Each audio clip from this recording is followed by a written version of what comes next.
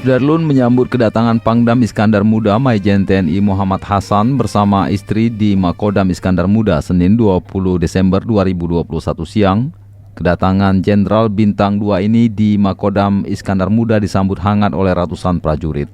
Penyambutan dilaksanakan dengan tetap menaati protokol kesehatan. Di bawah rinai hujan, Pangdam Iskandar Muda dan istri melewati baris jajar prajurit dengan tradisi pedang pora para perwira TNI.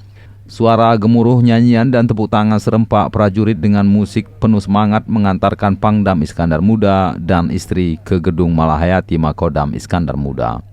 Tiba di Makodam, Pangdam Iskandar Muda dan istri langsung menggelar pertemuan tertutup dengan ratusan prajurit di gedung Malahayati Makodam Iskandar Muda. Pangdam IM Maijen TNI Muhammad Hasan secara resmi hari ini menginjakkan kakinya di Makodam Iskandar Muda setelah tiba di Aceh. Meski baru hari ini secara resmi disambut di Makodam Iskandar Muda, sebelumnya Pangdam IM telah melakukan berbagai kegiatannya di Aceh sejak tiba pertengahan bulan ini. Salah satunya menyantuni anak yatim di kediaman Pangdam IM dengan tetap menerapkan protokol kesehatan atau prokes secara ketat. Dari Banda Aceh, Suburdani, Serambion TV.